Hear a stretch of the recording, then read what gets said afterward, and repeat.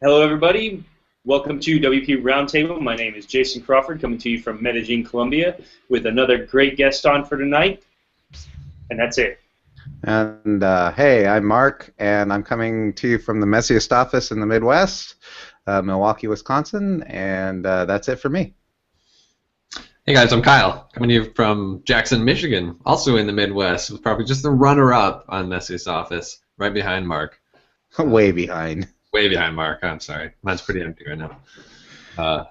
But really excited to be here for episode 90. That's pretty exciting. We've done 90 episodes, you guys, and we have a really amazing guest today. I always say that every week, but this is one of the episodes that I've been most excited about for a while, ever since our gracious guest agreed to be on our schedule. So I want to thank Boone Gorges for joining us tonight. Hello, Boone. Hello. Thanks for having me. All right. It is a pleasure to have you with us, and we've got a lot to talk about. I'm really excited to learn more about you and discuss some very interesting topics that I'm pretty excited about. First, we're going to cover our quick picks of the week. My quick pick, I was just reading this article that I found kind of interesting. A few other people thought was kind of interesting. Just kind of assessing the situation with, not a situation, but Automatic's status as a viable candidate for an IPO. And I consider it unlikely that anything like that would happen in the short term, but it's just interesting that they're on the radar for those who follow that kind of thing as a completely legitimate company for a move like that. So I'm sharing a link to Investopedia's assessment of Automatic as a company who could really legitimately pursue something like that. That's my pick. Okay, I'll jump in. My pick is a plugin that hasn't been updated in 5 months, and it's old as dirt. But I recently just came across it, so that's what I'm picking.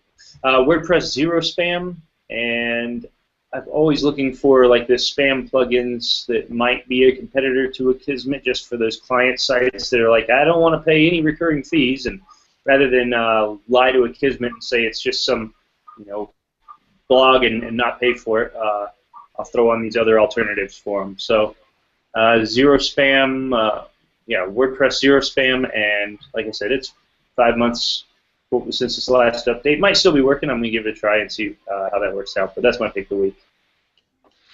And my pick is Miami WordCamp. They are still selling tickets. They have a few left from what I understand, and they always put on a pretty awesome show. I will be speaking there, as well as Sarah from our company will be speaking, and it's going to be a lot of fun. So hopefully some of you guys will make it out there. That sounds great, Mark. I hope you have a really good time. Boo, do you have anything to share? No. I have to save myself all the things that I have to share until you start asking me questions. Oh. Every question is going to be answered with a URL. This will be a short interview. Yeah. Awesome. Okay. Well, let's jump into some questions because we want to know all about Boone Gorges.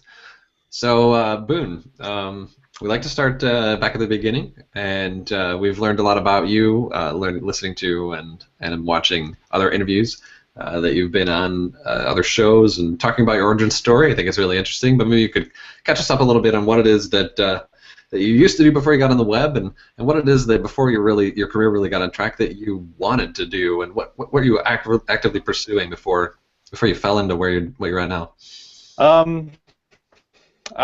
Fell is definitely the right word. I think that's probably true for a lot of us. I was a graduate student in philosophy.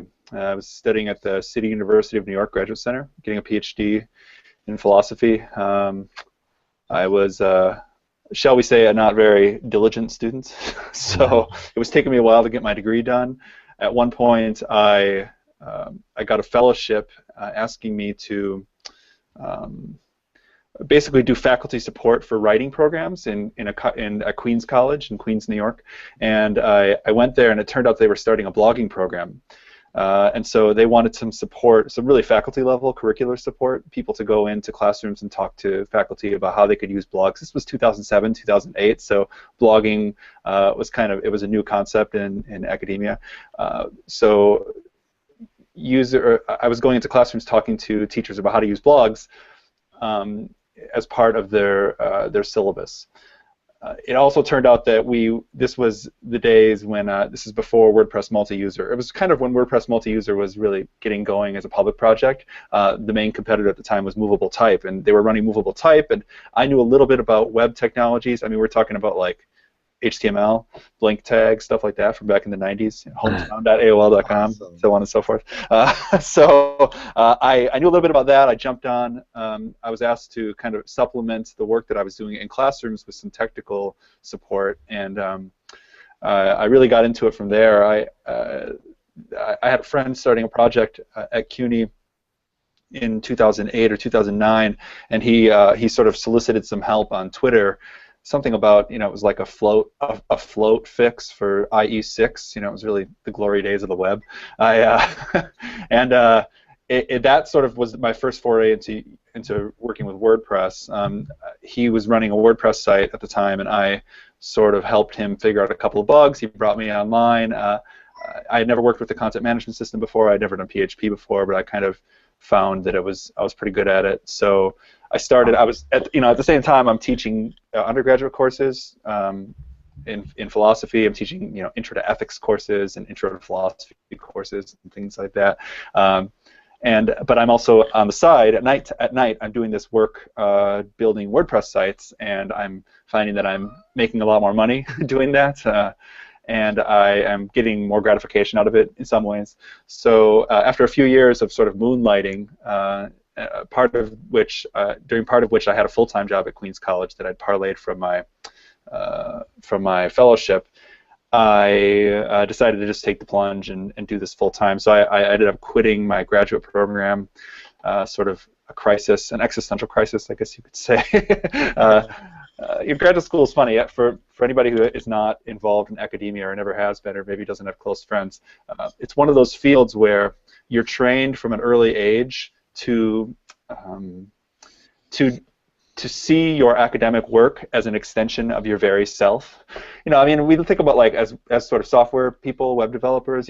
I think we're all proud of the work that we do, and it's an important part of us. But it doesn't define us. And I think that if we screw up a project, we just go on and do the other things, maybe another project, or we go to our families or whatever it is. In academia, it's like your sense of self-worth is so entangled, and identity is tangled up in in your academic work. So leaving academia for WordPress development was a little bit of a leap, but knock on wood, it's gone pretty well so far. Did you find that to be a relief that it was that you had that great separation between the two once you left? It was unbelievable, and this has nothing to do with WordPress really. It just has to do with not being an academic anymore. So I finished my classes. A PhD program is generally 2 or 3 years of coursework followed by a couple of years of writing a dissertation. So I had 2 or 3 years of coursework, and then for 5 years I just sort of made progress. I was, reading and spending time in the library and kind of just like not really doing what I ought to be doing. But I would lay awake at night. I'd wake up in a cold sweat thinking, oh my God, I got to finish this chapter by next month. Or anytime I'd pick up a book for pleasure, I would like.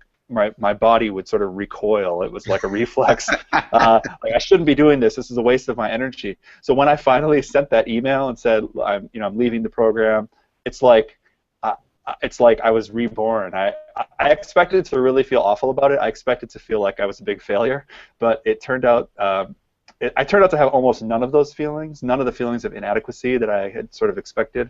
I started reading a lot. I enjoyed my time with my family more. I was able to pour my energies into my work. So, yeah, for me, leaving was absolutely the right choice, and I have zero regrets about that. But I think what's helpful to me in terms of our discussion here is that having been in that kind of field and being surrounded by the colleagues and the expectations that I was surrounded by has given me an interesting sense of perspective with the work that I do now. Because when I close my computer at the end of the day and I go spend time with my family, I'm just done. Like I like working in WordPress, I like doing client work, whatever. But at the end of the day, this is just my job, and I like to step away from it. It's like I don't want this to be me. I don't want to get sucked into it to the point where I feel like my sense of identity is too closely tied up with WordPress or whatever the case may be. So, yeah, it's been an interesting trip. Is philosophy still a passion of yours? No, it's not. This is not really the subject for this podcast, so I don't want to bore you too much with it. But I have some sort of intellectual problems with the way that philosophy is done in academia these days. I mean, it's a little bit of sour grapes, maybe, but yes, there's some intellectual as well as personal reasons why I'm happy not to be in philosophy anymore. So, yeah, I every once in a while I think to myself, maybe I should pick up a book, maybe I should read an article or something, and as soon as I do, I'm immediately reminded how glad I am not to be doing this stuff anymore. So, philosophy, sort of with a capital P, the study of wisdom, is great, and I think everyone should study philosophy. Philosophy. The discipline of philosophy is really truly terrible, and I'm pretty glad to be far from it. That's amazing. How interesting. It's only been a discussion here because my wife has been listening to some philosophy podcasts, so we've had some discussions in recent times, and I've been hearing from other people about just casual outside of academia conversations about it. But yeah, it's by all means, listen to philosophy, read philosophy, discuss philosophy. That's the great thing about it is. People like us with sort of analytic minds, we're system builders. I mean, philosophers are system builders too, and it's really there's a lot of intellectual satisfaction that you can get out of that, and also there's a lot of really important questions. I do think questions like so here's what my dissertation was on. It was on the formal semantics of truth. So I mean it was a little bit esoteric, but it was very esoteric. But But I mean, the question of what does it mean for a sentence to be true is actually an important thing to talk about, right? I mean, there's real life ramifications for these things. By all means, people should be out there thinking about them. By no means should anybody be doing it in a PhD program.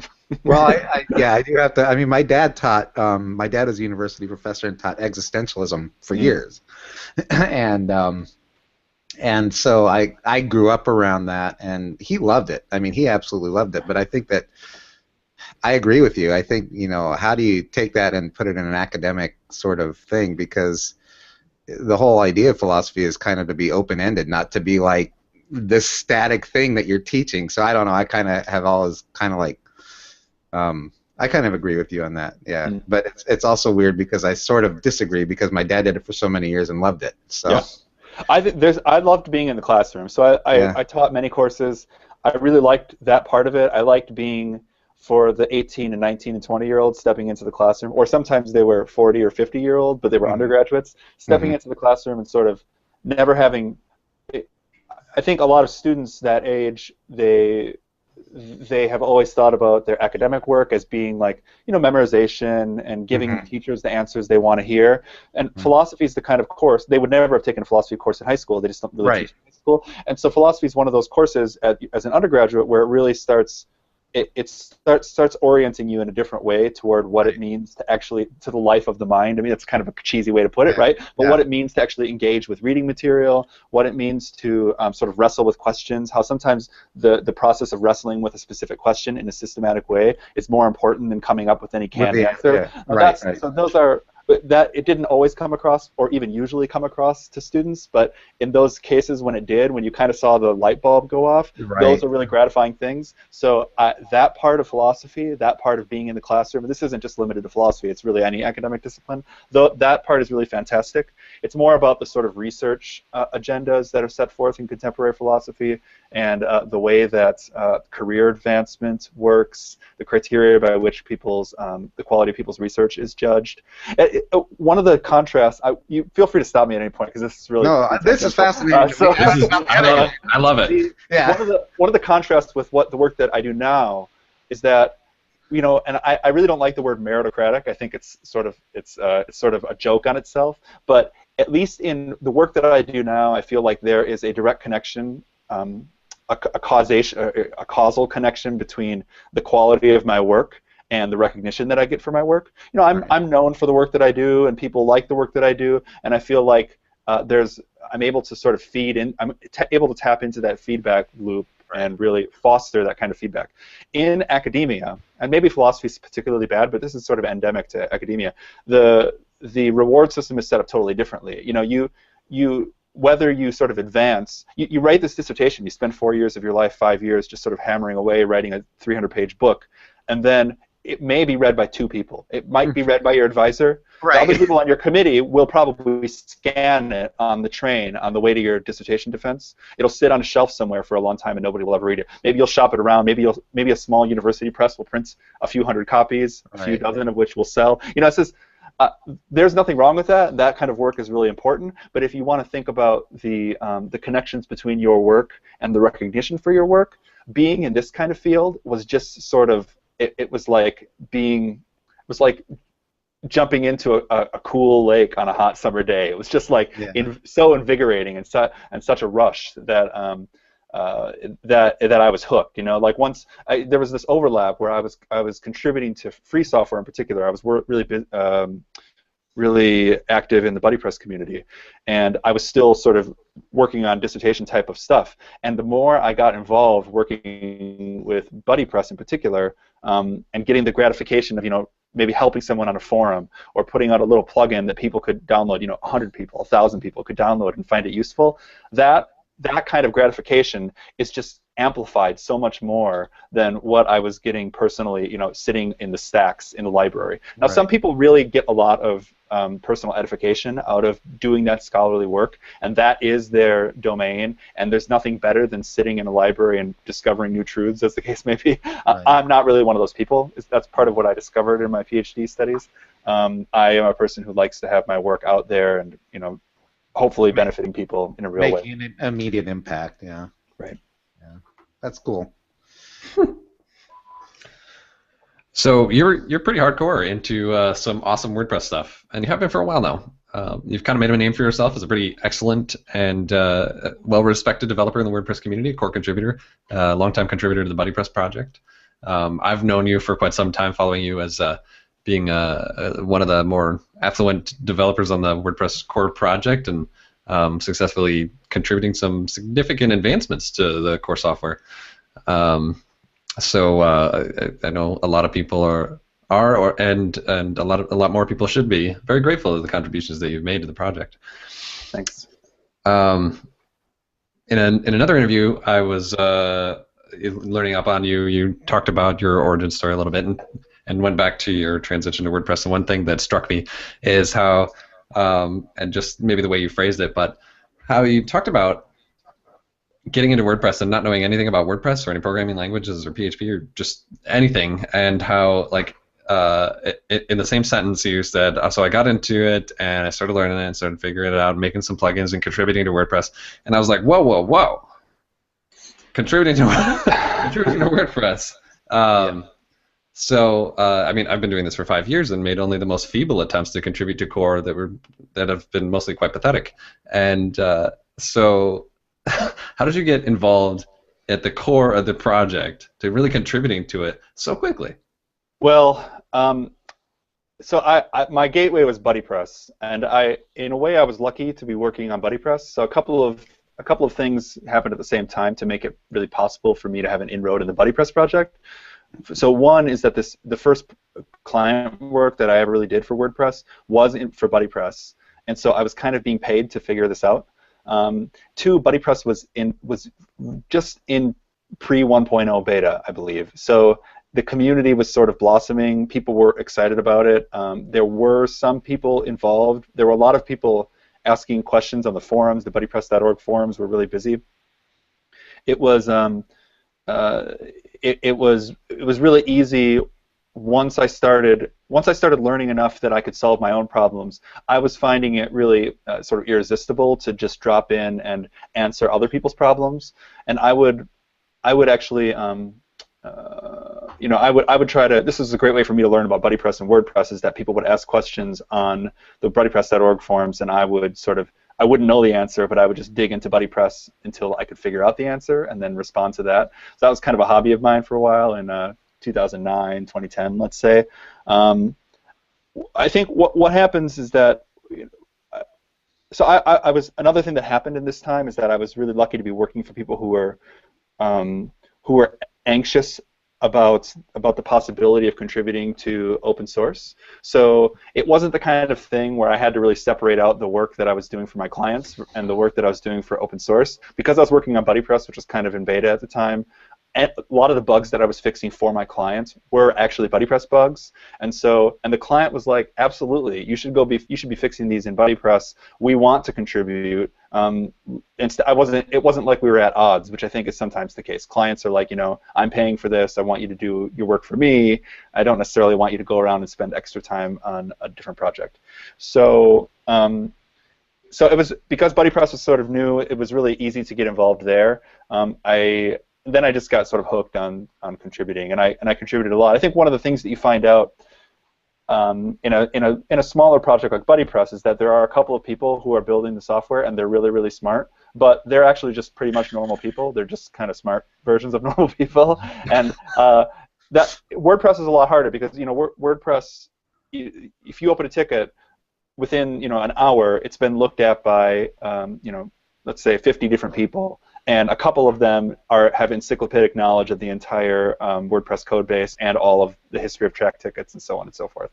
Now that is, you can pretty easily get shut down there. But on these sort of smaller sister projects, BuddyPress, BBPress, there's a lot more of an opportunity to say something, get your voice heard, and then it starts that positive feedback loop a lot more easily. So working in BuddyPress for a while, I sort of got commit access to BuddyPress, and I was promoted to a lead developer for BuddyPress. Maybe 2011 or 2012, and I was really actively involved in not just in BuddyPress development, but also in sort of promoting development or promoting the use of BuddyPress. You're speaking at WordCamps and stuff like that. That kind of outreach was really important because I got to know a lot of people outside of BuddyPress itself. A lot of people in WordPress, a lot of the people on the core WordPress team. So as time went on, and I started to have some ideas about, I'd been working with WordPress for long enough, mostly via BuddyPress, that I could see a couple of areas for serious improvements in WordPress, or I had a couple of ideas about how WordPress's APIs might improve, stuff like that. And because I knew people inside of WordPress, and not so much knowing people like pulling strings, but knowing people as in like knowing the temperament of the project, sort of understanding the kinds of suggestions that would fall on receptive ears, as opposed to sort of shooting too high or making too technical of a proposition or whatever. So I made a couple of proposals. The right kinds of people saw them, and I was able to follow them up with things like best practices. So like writing boatloads of unit tests for my patches for WordPress was something that really brought to attention of the right people. So I was asked to do a guest stint as a committer for WordPress. I guess it was about 1.5 years, 2 years ago now, and yeah. So I mean, it was a combination of things. I sort of used a sister project as an on-ramp because it's a lot less intimidating, and not only is it less intimidating, but often there's a lot more bugs. Part of the problem with fixing a WordPress bug at like a contributor day, let's say for WordCamp, is that it takes you like all the existing bugs for WordPress are so arcane that it takes you an hour just to understand what the bug is. And then once you do, you realize that every possible way of thinking about this bug has already been addressed by all the patches already on the ticket. And so all these bugs are really, really hard. Even the ones that we've marked good first bug are still pretty hard. But in these like projects that haven't had as many eyeballs on them, there's often a lot more room for active development. Either the bugs are a little shallower, or there's obvious features where you can really throw your hat in and contribute. So using a sort of project like that as an on-ramp is really the number one thing. And then the number two thing is just getting out there in the community, writing on blogs, participating in discussions on make.wordpress.org. Those are the kinds of things that introduce you to the right people, but also introduce you to the climate and the culture and the tone of the project, so that when you do have proposals for fixes or for features, that they're sort of received the right way. And I think that's something that can really only happen if you're actively involved in those conversations. So are you still involved in BuddyPress at all, and if so, how much? Yeah, well, I am still involved. There was 2 or 3 years where I was doing a lot of the day-to-day maintenance of BuddyPress. So there's a team of between, let's say, 3 to 8 people who were sort of regularly contributing to BuddyPress, but I was sort of running every release, and I was sort of pushing through the major features. Even if I wasn't necessarily doing most of the writing of the code, I was like doing most of the triage and stuff like that.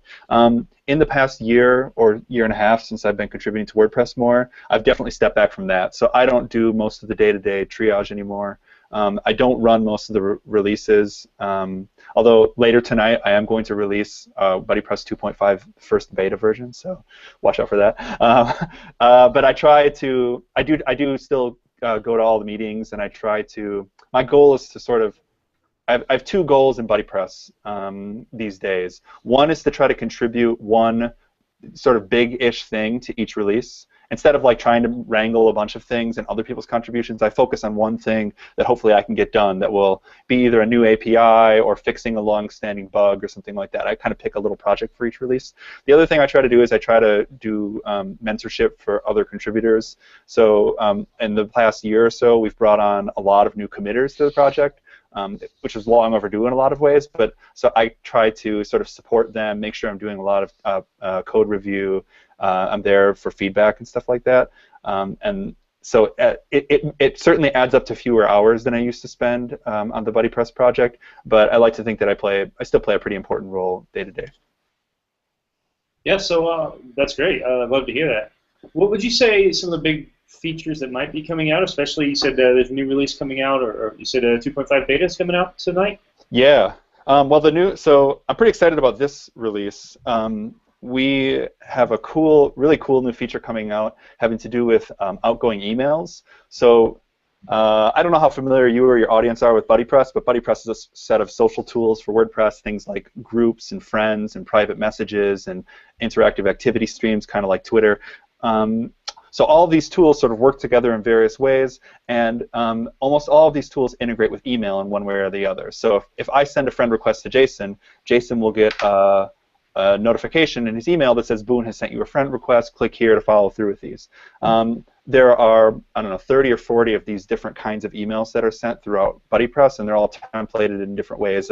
They've historically all been sent through plain text email because of the complications of email sending.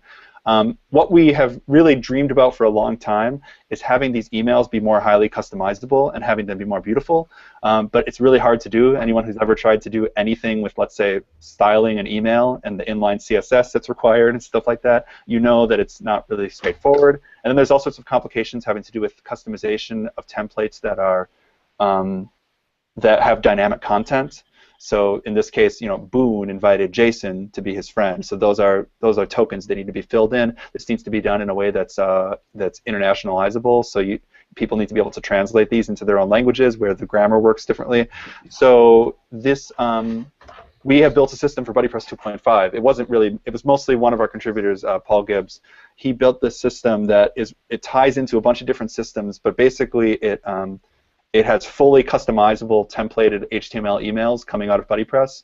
So for each email type, things like a new friendship request or a group membership request or a new @mention in the activity stream, all of these different things have a template in WP. It's a custom post type template with little placeholders, and you can edit it. You can change the styling. It integrates with the customizer, so you can change the way that the email is going to look when it ends up in your users' email boxes. And it's really a drop-in system for BuddyPress that we hope is going to influence the way that WordPress plugins do email in the future, and maybe even send some of these improvements upstream, because what we've really built is a notifications bus, if you want to think of it that way. It's a way for, because we've really tried to separate out the process of initiating an email, formatting an email, and then sending it. Instead of having one long function called WP Mail, we've separated these pieces out so that if you want to, instead of sending your email to SMTP or through PHP's mail function, you send it to Mandrill, well, that's an easy swap out of just a couple of methods. Or if you want to send it all to SMS, let's say, well, that's just another add-on that you would have for our delivery methods. So we've tried to build this in a sort of modern way, and I'm really, really excited to see. It's going to be great for site administrators because now they can customize their emails and they're going to be so much more beautiful than they were, so that part of it's great. But then the part for developers, where it's sort of a model of a great email notification system for a plugin, I'm super excited to see what people do with that. Nice, and one last one. If I understand right, you still may be working with the universities there in New York. Is that correct?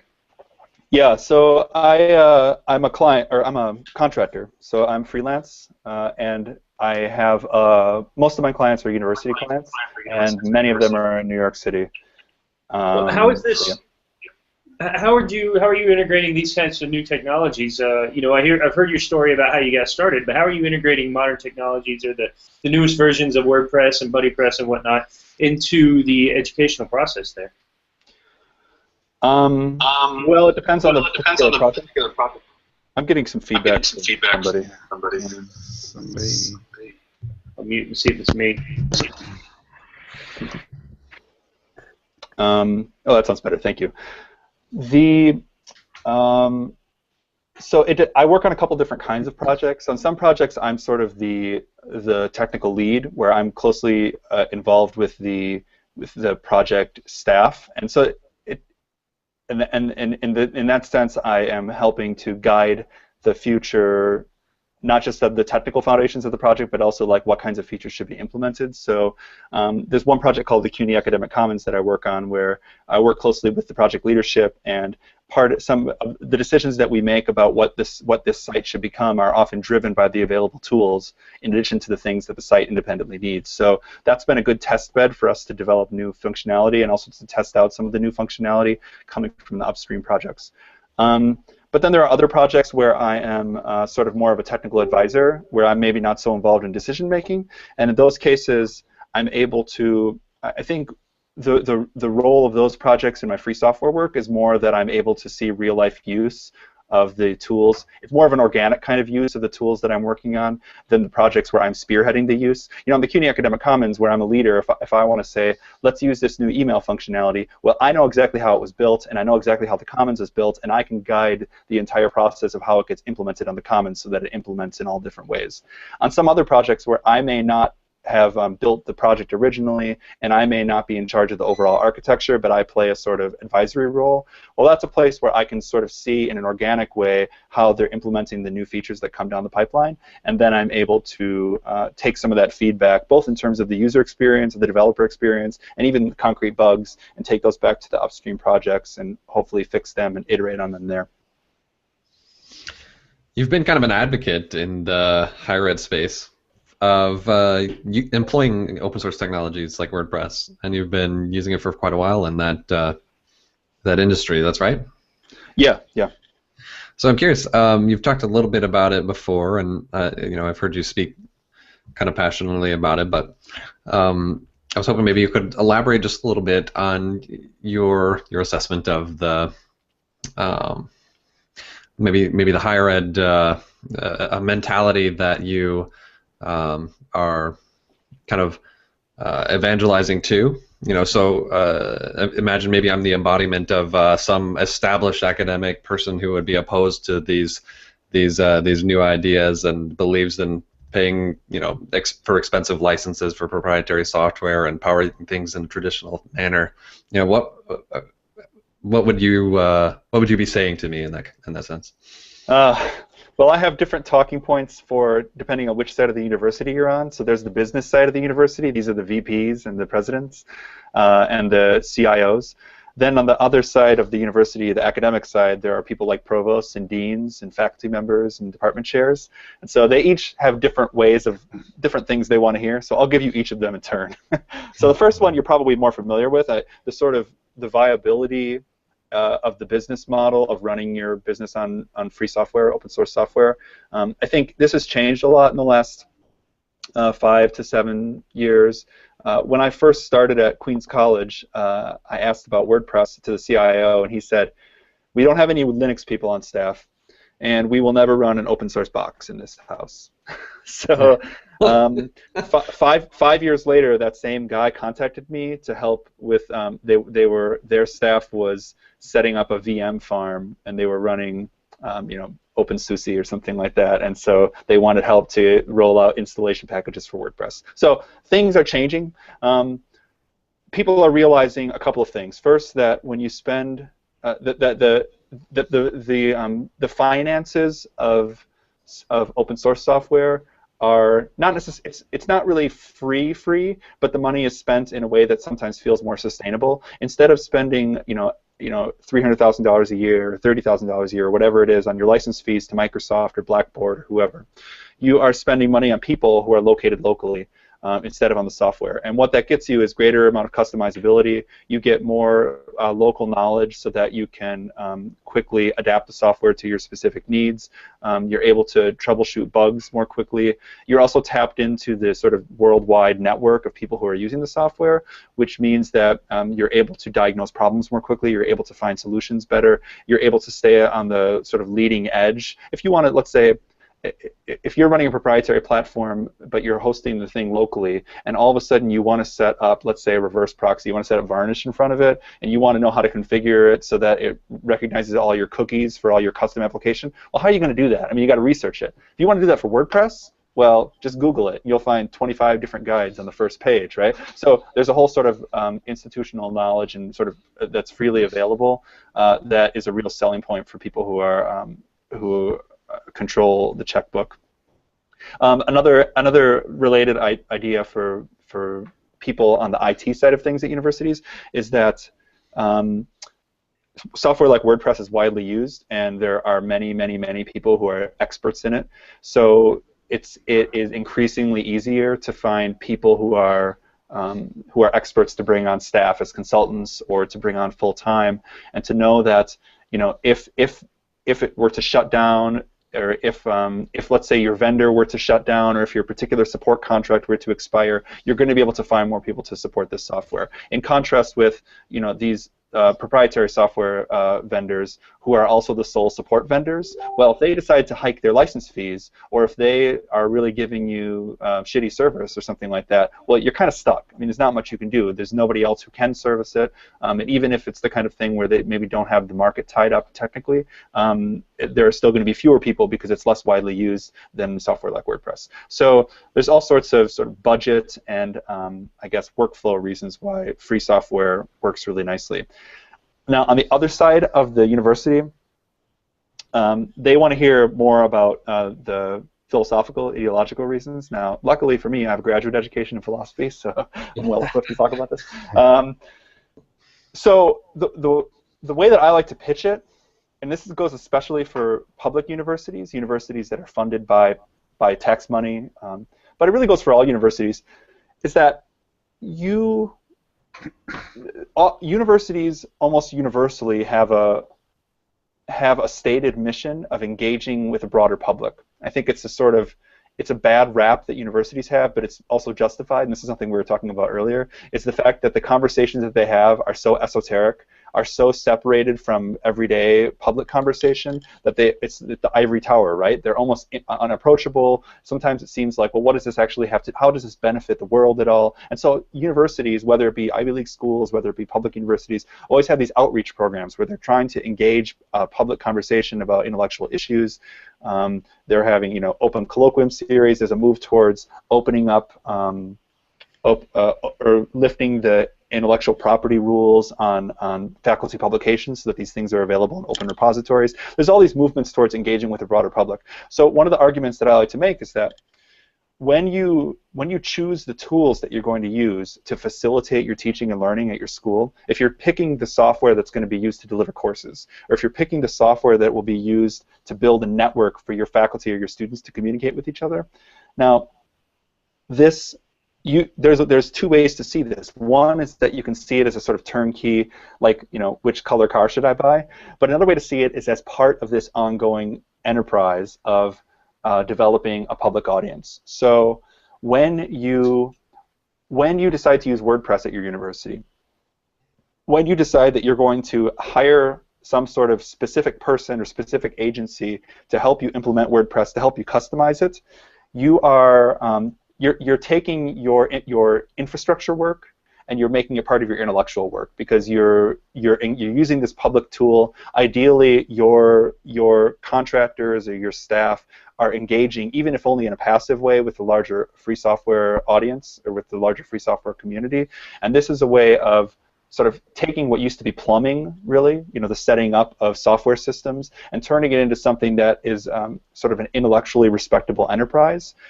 And this is really if dollar for dollar, this ends up being a much better deal for your college, because you You're getting out there, you're connecting with the broader public, and then the money that you're spending stays locally. It stays with people who are listening to your faculty members, people who are, it could be a developer who is having a discussion every week with a different faculty member about their specific uses of the platform, and is able to respond by installing such and such a plugin, or by maybe building a new custom theme that does something. And this is a way of sort of making of creating sort of community on your campus that's built around the tools that you use. So those are sort of some of my pitches. Yeah. Thank you. Those make a lot of sense. So you deal with universities, you contribute to core, you work on BuddyPress. What does your typical day look like with all that stuff on your plate? Well, I don't know if, let me start at the higher level, because I'm not sure if there is such a thing as a typical day. I did some analysis at the end of the year this year. 2015 was the first year when I kept pretty detailed internal records of day by day, hour by hour time tracking type of stuff. So I spent 51% of my time doing unpaid work. 51% of my time in front of computers was doing work for WordPress, BuddyPress, or someone else. I wasn't on anybody's bill. And then a good chunk of the rest of the work, the client work, actually was indirectly benefiting the work that I do on free software. So it was a lot of it. So day to day, in addition to all the things you mentioned, I also have 2 young kids. I have a 1-year-old and a 4-year-old. My wife is in graduate school, so she is now riding that train that I so recently got off of. In philosophy? No, heaven forbid. It's something much more practical, public policy.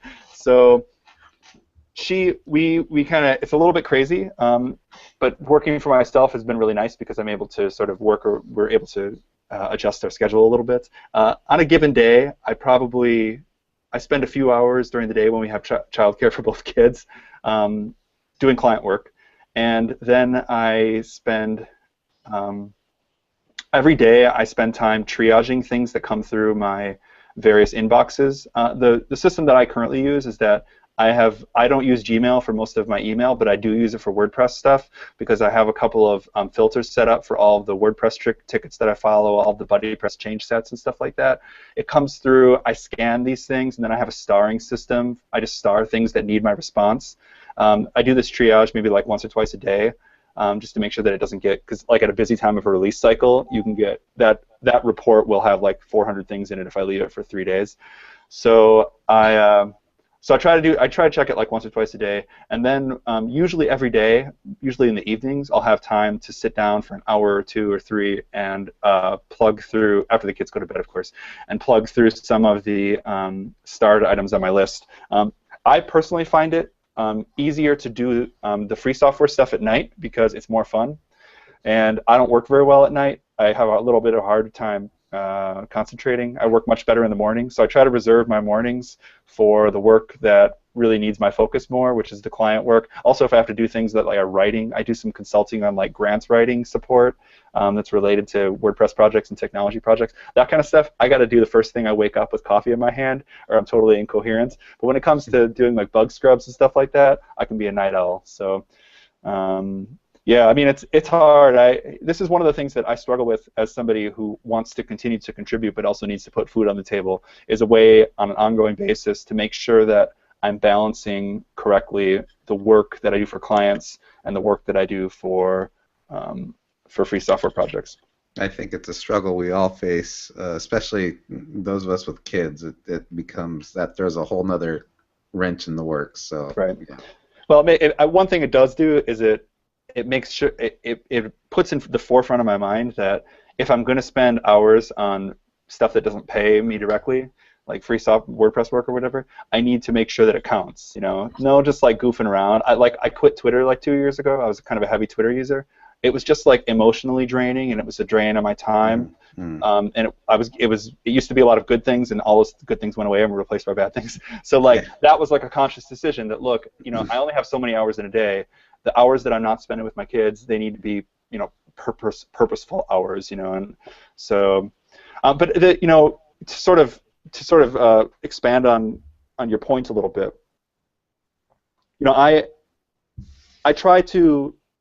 while it's true that some of the work that I do doesn't pay, and I do it because it's fun, I also always try to conceptualize it as a central part of my business, because the client work that I do, I'm able to do and I'm able to charge for because of the work that I do in the free software community. So I have a reputation.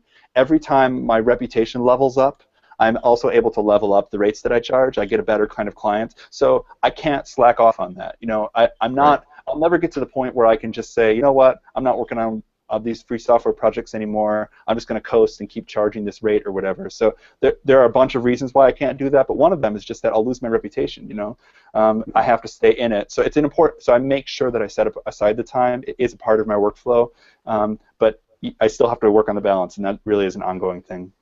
Yeah. Awesome. Yeah, that's really powerful stuff. So here's a simpler question. Looking back in the past, just reminiscing a little bit. We like to ask everybody this. Tell us about a project gone wrong from the past. Something that at the time was anything but funny, but now years later you look back and chuckle. Oh gosh. I can think of some that are still painful. Let me think of one that is actually funny now. You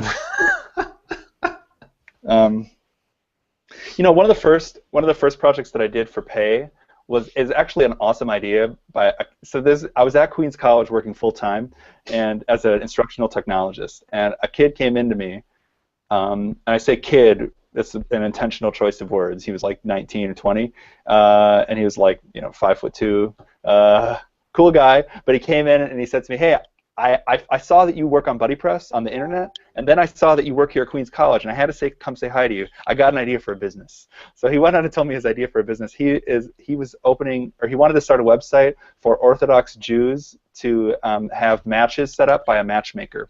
And he thought BuddyPress was a cool tool for this. So, and in fact, it was a cool tool for this, and it worked really, really well. But as this was sort of the early days of BuddyPress, it was 1.0, 1.1, and BuddyPress is a pretty sleek machine right now. But at the time, there were a lot of problems with it, and we forked the project for the purposes of this of his website.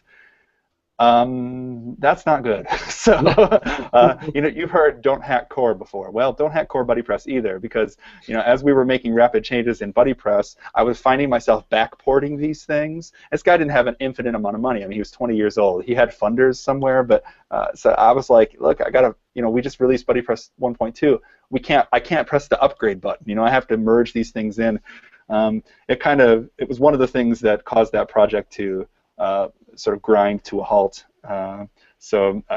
Luckily, he didn't have any hard feelings towards me. I think there were other things that held the project back, but that was the last time that I ever hacked core in a production environment like that. I mean, don't get me wrong, I do it all the time for cobble coding, but I don't do it.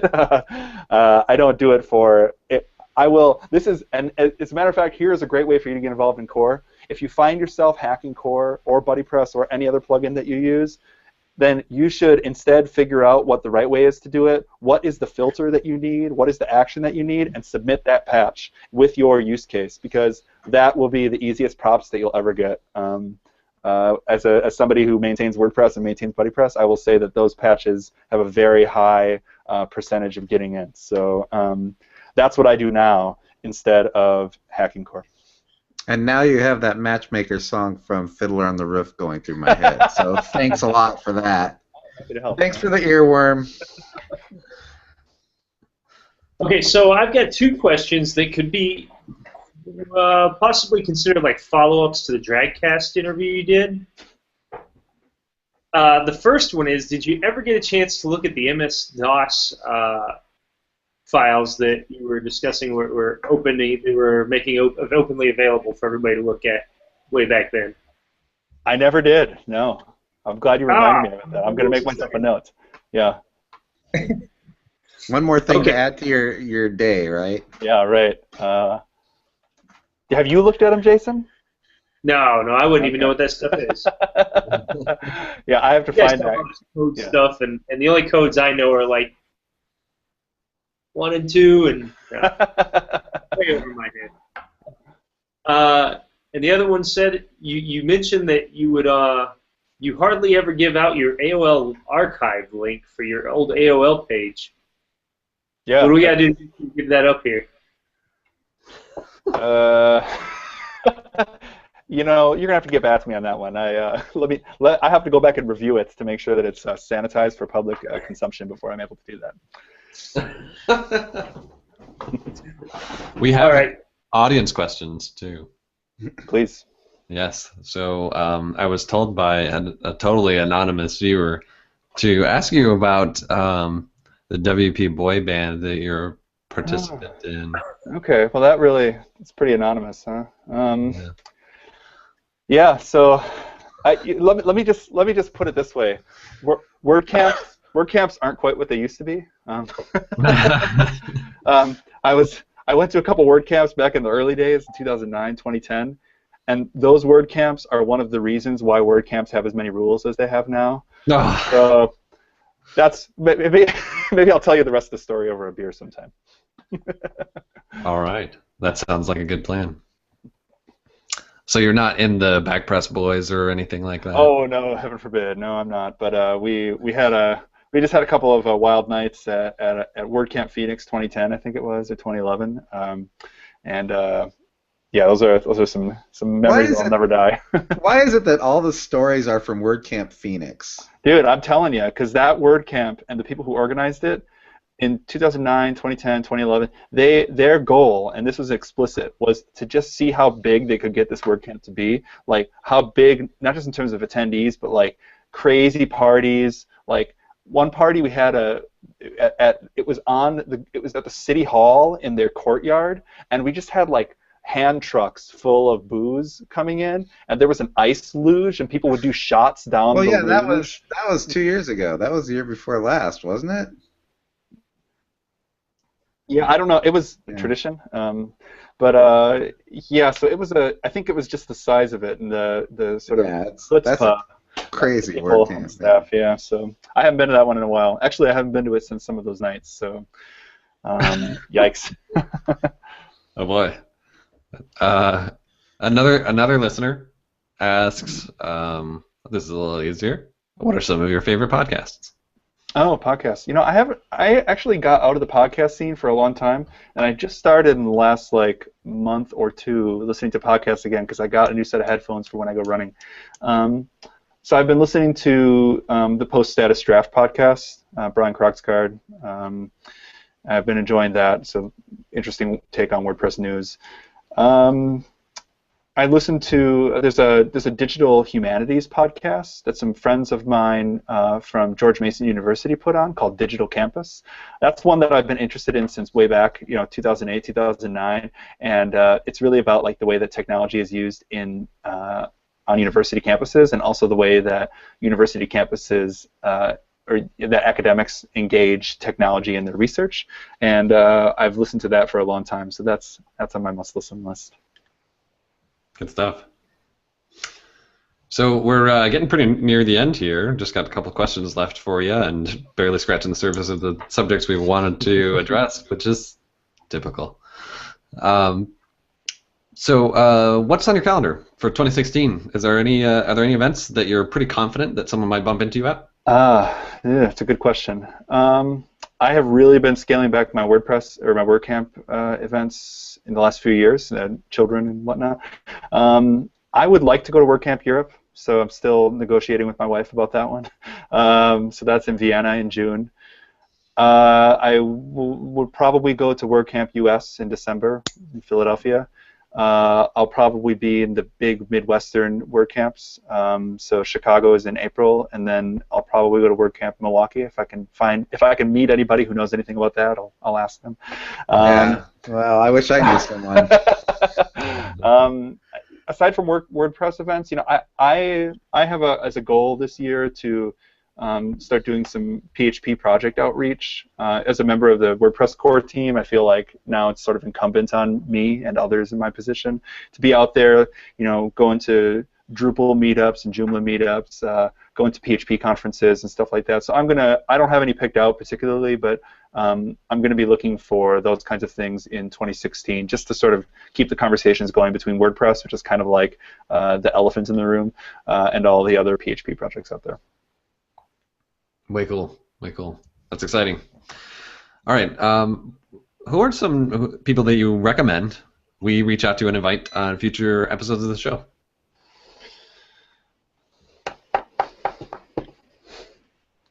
I'll have to go through and see who you've had on in the past. You're episode 90, so we've had. Yeah, right. There would be a lot to look back through. Well, you know, I guess it depends on the kinds of people that the kinds of audience that you want to engage. I was on a podcast a few months ago called The Very French Trip, and it's a French podcast, and so they roped me into talking for an hour and a half about taxonomy term meta in French. That was pretty fun. Yeah. Well, luckily, most French words having to do with, like, you know, taxonomy. The word for taxonomy is la taxonomie, so that's pretty easy. So one of the people who organizes this, his name is Mathieu Viet. His handle is iMath, I-M-A-T-H. Great guy, prolific developer of WordPress and BuddyPress plugins especially, and really interesting fellow using open source in public ways in France. So he's a really interesting guy, somebody who you may not have heard of. Let me think. Well, I'll have to think about that, and I'll reach out to see if I can think of some more people. I mean, you already know a lot of big names, but let me see if I can find some diamonds in the rough for you. I'd appreciate that. The audience we're trying to engage is the three of us. Okay, well. Well, and potentially other humans as well. There's potential for that, but that's secondary. We want to talk to people that we find interesting ourselves. Right. We don't really care about the audience here. That's not what this is about. If that weren't apparent.